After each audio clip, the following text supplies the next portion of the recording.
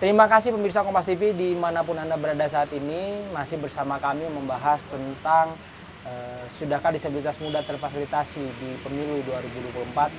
Ini tentu pertanyaan besar karena memang prosesnya masih berjalan dan masih tahun 2024 akan penyelenggaraannya. Tentu ini menjadi perhatian kita bersama, bagaimana disabilitas juga bisa terfasilitasi dengan baik di pemilu 2024 ini. Kita akan berbincang, jika tadi sudah ada Alifa dan kemudian ada Rashid yang berbicara banyak tentang pemilu 2024, kita akan berbincang bersama dengan Direktur Eksekutif Cahaya Inklusi Indonesia, yaitu Bu Kustini. Kita sapa terlebih dahulu. Bu Kustini, apa kabar? Alhamdulillah baik. Sehat ya Bu? Alhamdulillah sehat. Alhamdulillah sehat. Bu Kustini, saya lihat konsen melihat disabilitas di Indonesia, terus kemudian melihat lebih sempit lagi ada di Jawa Barat. Bu Kustini melihat cerminan 2019, sudahkah mereka teman-teman disabilitas ini terfasilitasi dengan baik kah Bu? Baik, terima kasih. Jika kita mengacak kembali kepada pengalaman 2019 tentang pesta demokrasi, memang selama ini baik KPU maupun Bawaslu sudah berusaha untuk bisa lebih meningkatkan partisipasi dari disabilitas, mulai dari generasi muda maupun juga sampai yang dewasa. Hanya memang setelah kami melakukan beberapa kali pemantauan, baik pada saat pelaksanaan maupun juga pada sebelum pelaksanaan, utamanya adalah di masalah aksesibilitas. Masih belum banyak TPS yang cukup akses, yang bisa dengan mudah teman-teman disabilitas mereka menuju TPS. Yang pertama itu. Kemudian di dalam pendataan. Nah, banyak teman-teman disabilitas yang tidak bisa memberikan hak pilihnya karena mereka yang pertama adalah tentu saja tidak memiliki KTP. Dan itu adalah PR-PR yang kami temukan pada saat 2019, curhatan dari tidak hanya dari orang tua dengan disabilitas, kemudian juga dari teman-teman disabilitas yang di daerah. Dan mengenai masalah TPS akses, kami memang beberapa kali diminta baik oleh KPU maupun Bawaslu untuk memberikan BIMTEK terkait bagaimana pelaksanaan atau pendampingan atau cara berinteraksi dengan disabilitas pada saat pesta demokrasi tersebut. Tetapi rupanya memang BIMTEK itu tidak sampai turun ke bawah. Jadi pada pelaksanaan di lapangan, khususnya adalah petugas-petugas yang di lapangan itu, sebagian besar dari mereka hampir tidak tahu bagaimana cara pendampingan dengan disabilitas atau di mana menempatkan TPS akses, khususnya misalnya untuk yang disabilitas fisik.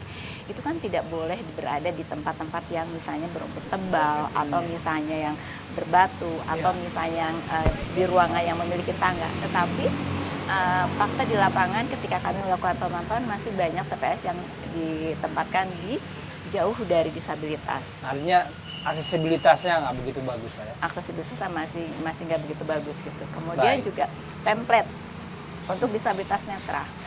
Itu template adalah alat bantu coblos untuk disabilitas netra. Tidak semua TPS itu memiliki template. Nah, ini kenapa hal ini bisa terjadi? Karena masalah di pendataan disabilitas itu. Jadi tidak semua teman-teman disabilitas yang sudah terdata sebagai memiliki hak pilih, mereka tidak terdata sebagai disabilitas. Sehingga pada saat pelaksanaannya pun di KPU nggak tahu bahwa di sini ada disabilitas netra misalnya. Kalau di sana ada disabilitas netra, tentu harus ada template-nya. Nah, ini yang banyak terjadi di lapangan. Atau misalnya di sana nggak ada pemilih dengan disabilitas netra, tapi template-nya justru di sana banyak gitu. Jadi ini masih banyak miss antara KPU di pusat maupun juga di daerah maupun juga sampai di tingkat kecamatan, kemudian kelurahan.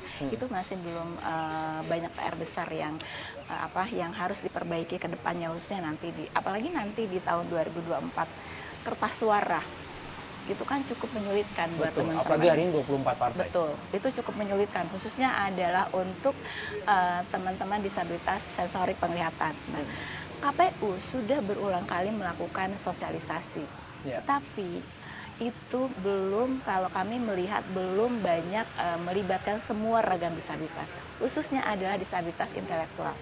Iya. Ini yang seringkali disabilitas intelektual dan mental yang seringkali ini dilupakan oleh KPU. Betul. Jadi ketika melakukan sosialisasi, mereka lebih banyaknya netra, fisik, atau tuli, rungu wicara. Iya. Dan ketika ada seyogianya ketika kita melakukan sosialisasi disabilitas, terlepas apakah itu ada 1 atau 10 orang disabilitas yang memiliki hambatan pendengaran, itu kan harus ada juru bahasa isyarat. Betul. Nah, itu seringkali terlupakan. Tapi kalau di Jawa Barat sendiri soal regulasi tentang disabilitas dengar-dengar belum ada aja nih. Betul nih.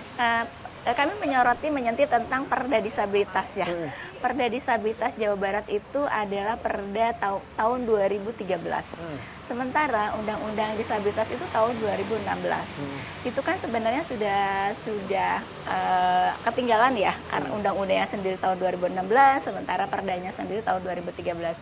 Kami sudah mengawal dari tahun 2017 sebenarnya agar ada perbaikan. Apakah ini nanti perbaikan atau misalnya mengganti keseluruhan perda itu.